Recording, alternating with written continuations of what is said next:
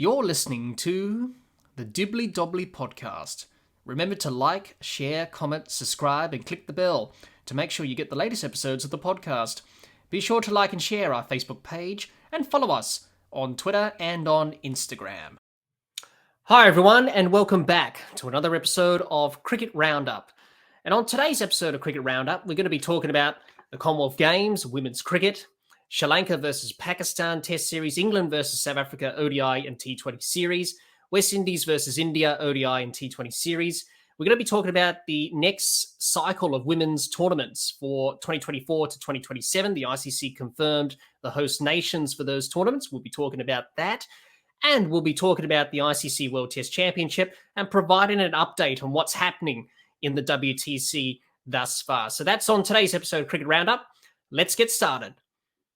Now, let's talk about the Commonwealth Games, and let's talk about women's cricket in the Commonwealth Games, because for the first time in 24 years, the Commonwealth Games are featuring cricket for the first time in 24 years. The last time cricket was in the Commonwealth Games was back in 1998 in Kuala Lumpur, which was in Malaysia, and that was men's one-day cricket. And it was quite an interesting tournament back then in 1998. A bit of a reminder of what happened in that tournament in 1998, before we talk about the women's competition in 2022, is that South Africa won the gold medal. They defeated Australia in the gold medal match. They won by 4 wickets.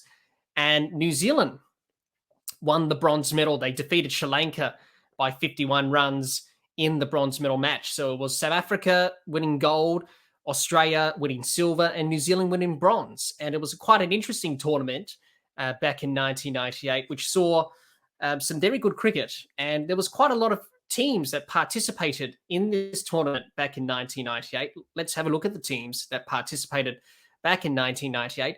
You had Antigua and Barbuda, Australia, Bangladesh, Barbados, Canada, India, Jamaica, Kenya, Malaysia, New Zealand, Northern Ireland, Pakistan, Scotland, South Africa, Sri Lanka, and Zimbabwe. So quite a lot of teams that participated in that tournament in 1998. But let's talk about the Commonwealth Games in 2022 and about the women's competition this year. It's great to see women's cricket back in the Commonwealth Games, or great to see cricket back in the Commonwealth Games, I should say, full stop. But great to see the women's cricket's been included in the program this year. And it's very exciting. I think it's going to be a great tournament, and we're going to see a lot of great cricket over the next few days in this tournament. So let's go through the format of the tournament and how the tournament will run in 2022. It's quite simple. So 8 teams are split into 2 groups.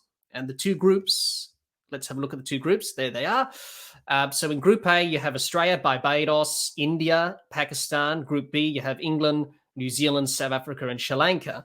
Now, there are 8 teams split into 2 groups of 4, with the top 2 in each group qualifying for the semi-finals.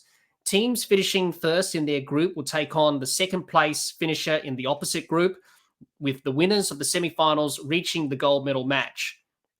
The defeated semi-finalists will face off for the bronze medal match to decide who wins the bronze medal.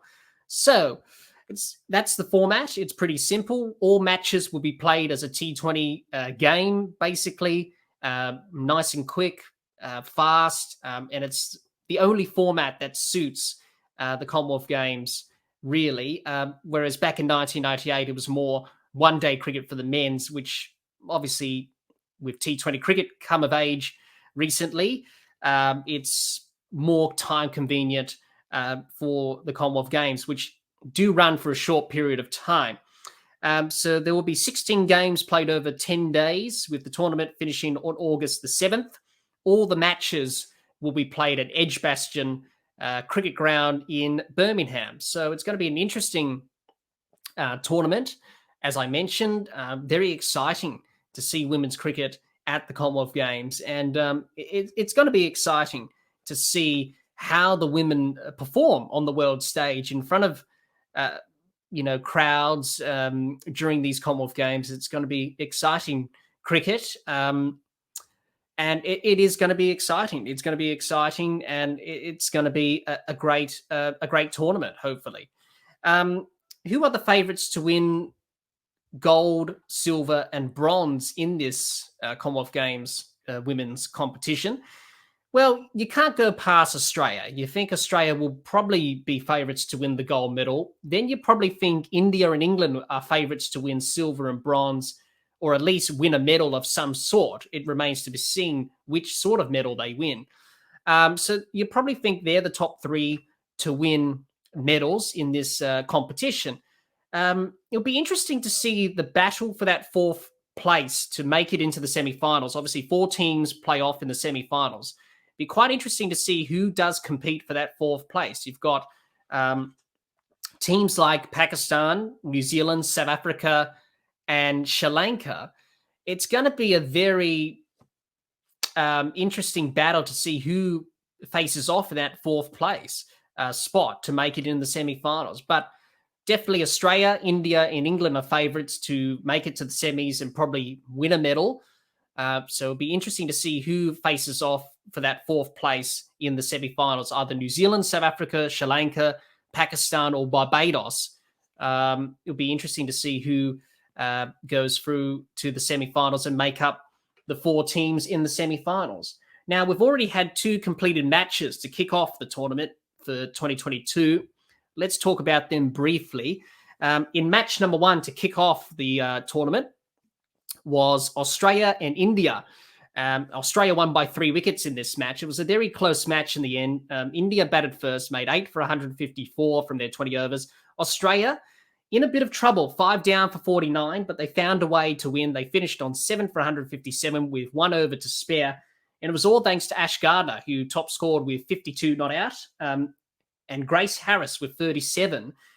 Their partnership of 51 for the 6th wicket pretty much got Australia back on track in this match and got Australia out of trouble. And then Ash Gardner was joined by Alana King at the crease, and they added 47 unbeaten for the 8th wicket to get Australia over the line. So it was a very good performance by Australia. This team always finds a way to bounce back from tricky situations, and they were able to do that in this first match of this Commonwealth Games women's competition. The second match that took place was Barbados and Pakistan. Barbados representing the West Indies in this tournament, won by 15 runs. Barbados batted first, made 4 for 144 from their 20 overs. Pakistan in reply finished on 6 for 129 from their 20 overs and couldn't get the job done in the end. So a good win from Barbados, who are representing the West Indies in this tournament for these Commonwealth Games in the women's cricket. They did quite well in the end to win their first game of the tournament. So those are the 2 completed matches thus far in this tournament. We've got loads of cricket on for the remainder of the program and competition throughout this Commonwealth Games. It's going to be exciting cricket. I can't wait to see what happens, who medals, who does well. We're going to see some great games of cricket. And it's quite a positive way of promoting women's cricket in these Commonwealth Games. Obviously, in 2026, the next Commonwealth Games will be hosted in Victoria, which is in Australia. And obviously, it's been confirmed that women's cricket will be a part of the program for the next Commonwealth Games as well in 2026, which is fantastic. The only question remains is whether a men's competition, like we saw in 1998 in Malaysia, will it be back in 2026 to join the women's program? That hasn't been confirmed yet. There hasn't been any news on that front, but hopefully we see a women's and a men's competition as well in 2026 in Victoria for the next Commonwealth Games in 4 years' time. But as I said, there's a lot of positives of having women's cricket at these Commonwealth Games this year. Obviously, it helps promote women's cricket. It encourages and inspires the next generation of women cricketers, young girls, to play like their heroes and to go out there and play for their country one day. So I think it's fantastic that we were able to have women's cricket in these Commonwealth Games for 2022, but also in 4 years' time in 2026. I think that's brilliant for the women's game in terms of promoting the game going forward. So it's fantastic to see that and see the growth and development of women's cricket as we progress. But all I will say is that I'm looking forward to the rest of this tournament. As I mentioned earlier, we're going to see some exciting cricket and it's going to be a great tournament. So hopefully everyone if you're in Birmingham, head down to Edgbaston, check out the games and watch some good women's cricket, because it's going to be a great tournament and it's going to be an exciting tournament as well. So may the best team win, and more importantly, let's just have some fun and enjoy it, and hopefully the teams will enjoy the atmosphere of being at the Commonwealth Games and participating at their first Commonwealth Games. So my message to the teams is have fun, enjoy it, and may the best team win. Now, from the Commonwealth Games, let's talk about Sri Lanka and Pakistan and the Test series that just recently concluded in Sri Lanka. Sri Lanka won the second Test match by 246 runs. As we have a look at the summary briefly, they won by 246 runs to draw the series at 1-1 in a best-of-2 Test match series. Sri Lanka batted first, made 378 all out in their first innings. Pakistan in reply, all out for 231, quite behind on the first innings. Sri Lanka were able to make sure they had a big lead, and in the end they did. They set Pakistan 508 runs to win. They declared 8 for 360 declared in their second innings. Pakistan didn't bat well in their second innings. They had a bit of a batting collapse, bowled out for 261, chasing 508 to win, which was unlikely. And Sri Lanka winning by 246 runs. Dhananjaya De Silva was named man of the match for this second Test match for his 109 that he scored in the second innings. Also, Pradap Jayasuriya was named player of the series. He took 17 wickets in the series, and he's had a good start to Test match cricket, Pradap Jayasuriya. So, judging by what I saw in this Test series overall, I think it was a very interesting series. I think it was a good series. I think we saw some good cricket at times, some inconsistent cricket from both teams. And I think both teams at the end of the day will be quite pleased with the result. I think both teams haven't really lost the series. It's 1-1, best of 2. I think Pakistan will be slightly disappointed, and they missed a bit of an opportunity to try and win this series because they won the first Test quite convincingly. It was a brilliant performance in the first Test, but not to play well in the second Test. They missed an opportunity there to win this series 2-0. Unfortunately, they didn't play well. Sri Lanka came back, as we saw in that series against Australia. Sri Lanka were able to find a way, bounce back, and come back and win the series, which was fantastic for Sri Lanka. This team has great fight, resilience, and resolve, and that's their greatest strength. This team, whenever Sri Lanka's up against it, the underdogs, they always find a way to come back, and that's what they did in this second Test match. As we saw against Australia in that series, they were able to come back, level the series at 1-1, and that's what they've done here against Pakistan. So it was a very good performance from Sri Lanka, very disappointing performance from Pakistan in this second Test. As I said, both teams will be pretty pleased about the result. 1-1 series draw is not a bad result, but I think Pakistan will be slightly disappointed not to win the series in the end. They had a golden opportunity to win the series 2-0. Unfortunately, they weren't able to play well and finish off the job. So overall, it was an interesting Test series. At times, we saw some brilliant cricket. At other times, we didn't see not so brilliant cricket at times. So both teams were a bit inconsistent throughout this series. They played some good cricket, then some bad cricket. But overall, it was a good Test series, and I think both teams will be pleased with the 1-1 series result. Let's talk about England and South Africa, the ODI and T20 series between these two countries. Now, the ODI series finished a few days ago, and we're currently in the T20 series at the moment. Both teams are competing in that series, and that's ongoing at the moment. But let's talk about the ODI series first and just recap of what happened in that ODI series. In the end, the series was drawn at 1-1 in the best of 3 games. South Africa won the first game by 62 runs. England won the second game by 118 runs. And the third ODI at Headingley, the match was abandoned due to rain. Unfortunately, rain got the better of both teams and brought a close to proceedings at Headingley. And unfortunately, typical England weather, the rain was the winner on that day.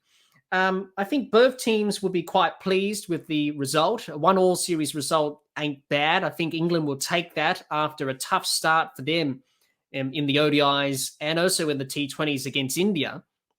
They've been a bit inconsistent.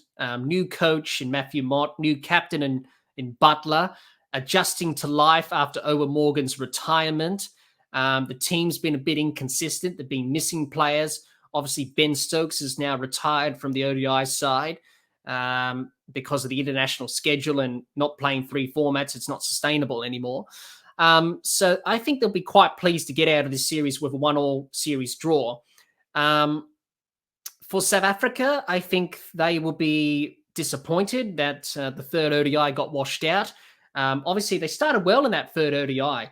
There were 2 for 159 in 27.4 overs until the rain came and obviously brought the match to an end. Quentin Tekot top scored with 92 off 76 balls, and he was looking good to score a century.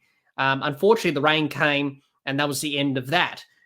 So I think South Africa will be pleased with this result as well. We all know what's been happening with South Africa at the moment because of that situation where they pulled out of the ODI series against Australia that was meant to take place in January of next year. And also we all know their problems about qualifying for the World Cup. So I think South Africa will be pleased about this result in the end. But I think both teams will be disappointed that they didn't have the opportunity to win the series. Unfortunately, you can't control the weather. And in England, you can't control the weather. It rains when it wants to. But I think both teams will be pleased with the 1-1 series result. Now, let's talk about the T20 International Series that's happening at the moment. And that series is currently at 1-1. The first T20 International was played in Bristol, and England won that by 41 runs in a high-scoring affair. Moeen Ali was named man of the match for his 52 in that first T20 International. England batted first, made 6 for 234 from their 20 overs. South Africa finished on 8 for 193 from their 20 overs. It was quite a high-scoring match in that first game of the series. The second T20 International in Cardiff saw South Africa win by 58 runs, and yet again, it was a high-scoring affair. Riley Rousseau was named man of the match for his 96 not out. South Africa batted first, made 3 for 207 from their 20 overs. Unfortunately for England, the inconsistency again, they got bowled out for 149 in 16.4 overs, and it wasn't a great result for them. So the series is locked at 1-1. The third T20 International will be played at Southampton. That will be on July the 31st. Be interesting to see who comes out on top and wins this final game in Southampton for this T20 International Series. Both teams have been inconsistent in the ODIs and also a little bit in the T20s as well. But T20 cricket, as we all know, is unpredictable. Whoever can execute on the day with both bat and ball throughout the 20 overs will definitely come out on top and win the match. So it'll be very interesting to see what happens in the third and final game of this series in Southampton. But it's sure to be an interesting contest and game. Can England bounce back? Can they win the series? Will South Africa win the series? That remains to be seen. But it's sure to be an interesting match of T20 cricket. Let's talk about the West Indies and India in their ODI and T20 series that's happening at the moment. Now, the ODI series has concluded. We'll talk about that in a minute. The T20 International Series is currently happening at the moment. So let's talk about the ODI series first. And it was a convincing ODI series victory for India. They won 3-0 in the best of 3 ODIs. Pretty much a one-sided ODI series, really. The first ODI, India won by 3 runs. Man of the match was Shikhar Dhawan for his 97. The second ODI, India won by 2 wickets. The man of the match was Axel Patel for his 64 not out that he scored in the second innings. The third ODI, India won by 119 runs on Duckworth Lewis. Man of the match was Shubman Gill for his 98 not out. And Shubman Gill was also named man of the series. So pretty much a one-sided ODI series for India, pretty much one-way traffic. They won the series quite comfortably in the end. The West Indies at times didn't play well. They were a bit inconsistent throughout this whole ODI series. So, as I said, a one-sided series, and India too strong in the end, winning that series 3-0. Now, let's talk about the T20 series that's currently happening at the moment. The first T20 International has been completed. India won that by 68 runs. They batted first, made 6 for 190 from their 20 overs. West Indies, in reply, 8 for 122 from their 20 overs. The man of the match was Dinesh Karthik. He scored 41 not out to be named man of the match in that first T20 international. Now, the remaining T20 matches of this series, so the second and third T20 internationals will be played at Warner Park on August the 1st and August the 2nd. The fourth and fifth T20 internationals will be played in Florida.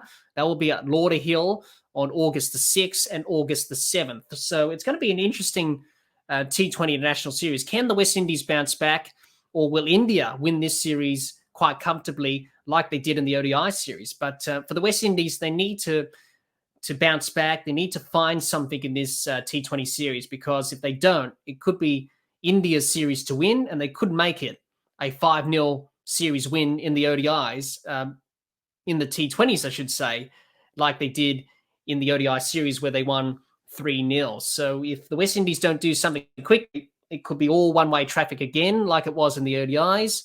And for India, it could be another series win on this tour of the West Indies. Now, let's talk about the ICC, and they've just recently confirmed the next cycle of women's tournaments for 2024 to 2027. Now, the ICC at their annual conference recently in Birmingham this week, in the lead up to cricket's return to the Commonwealth Games, have announced the next host nations for the next ICC women's tournaments for the current cycle from 2024 to 2027.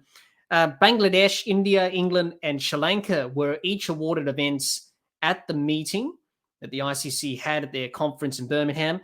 And also the ICC announced that a Women's T20 Champions Trophy will be introduced in 2027, which is exciting. So let's have a look at the ICC women's events for 2024 to 2027 in this next women's cycle for the Future Tours program that the ICC have announced recently at their meeting. Now, obviously, South Africa, it was agreed earlier that South Africa will host the next T20 World Cup for the women's tournament in 2023. That will be followed by Bangladesh in 2024 for that women's T20 World Cup in September and October of 2024. And it's the second time that Bangladesh will host a women's T20 World Cup, with the first one being back in 2014. The ODI Women's World Cup, India will host that in September of October of 2025.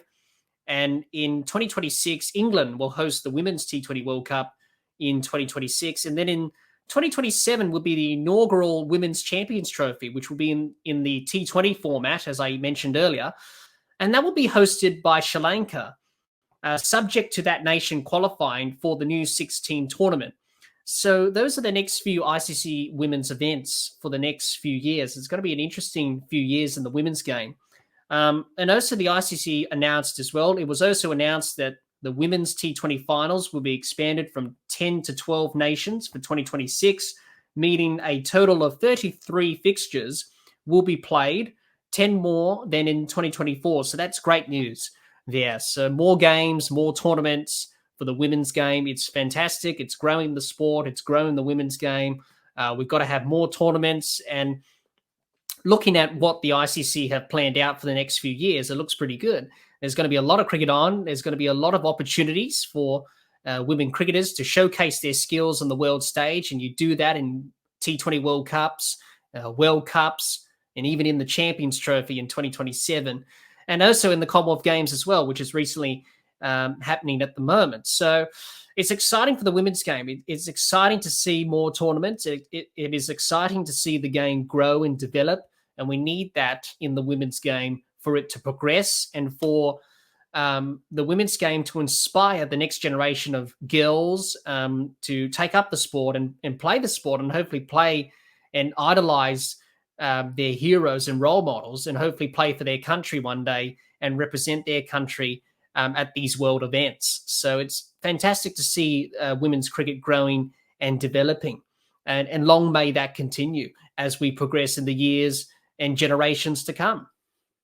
Let's talk about the ICC World Test Championship and update everyone on what's been happening in the WTC of late. Now, with the recent series between Sri Lanka and Pakistan just concluding, let's have a look at the points table of the WTC and how it stands after that series between Sri Lanka and Pakistan. So let's get up the table. There we go. There's the points table as it stands at the moment for this ICC World Test Championship. Now, with Sri Lanka and Pakistan drawing the series at 1-1, Sri Lanka have gone up to third place on the points table, and Pakistan have slipped down to fifth place on the table. So the race is heating up for the WTC in terms of which two teams will go through to the final.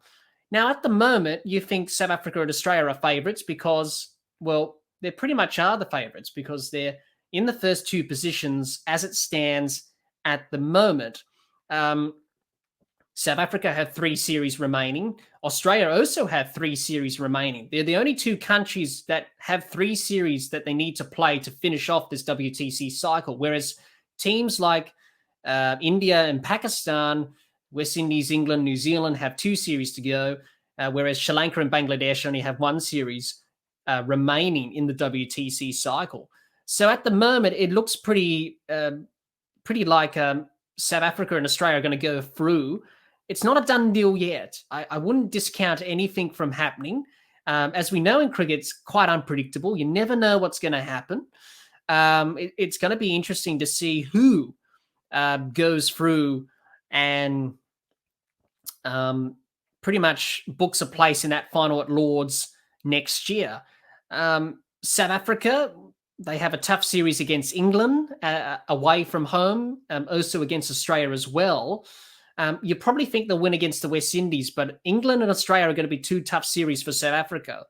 Australia also have South Africa and India in the last 2 of their 3 series remaining. You think they'll probably win against the West Indies, but South Africa at home, that's always a good series, Australia and South Africa at home. India away is going to be the big challenge for Australia. So I think for teams like Sri Lanka, India and Pakistan, who are probably in the mix to probably make a case for the final 2 spots of the WTC table, you probably think they are the 2 teams to probably make a case and probably book a place in the final. But at the moment, with South Africa and Australia with 3 series remaining, they look like the favourites. So for Sri Lanka, India and Pakistan, they will need to win their remaining series and win them well. And they will need Australia and South Africa to slip up in one of those series that they have remaining to book a place in the final. But it's going to be an interesting finish to this WTC cycle for 2021 to 2023. You think South Africa and Australia are favourites at the moment, but that could all change as we head to the business end of this WTC cycle. So still lots of cricket to be played, but at the moment, it looks like South Africa and Australia are firm favourites to play that final of the WTC at Lord's next year. That's our recap of all the cricketing news that's happened in the cricketing world. Let us know in the comments down below. We would love to hear your thoughts on what we had to say in this Cricket Roundup this week. We would love to hear your thoughts in the comments section down below. Be sure to subscribe and click the bell to get the latest episodes of the podcast. Like and share our Facebook page and follow us on Twitter and on Instagram. Also, the podcast is now available on Anchor, Spotify, and on Apple Podcasts. Until next time, keep safe and bye for now.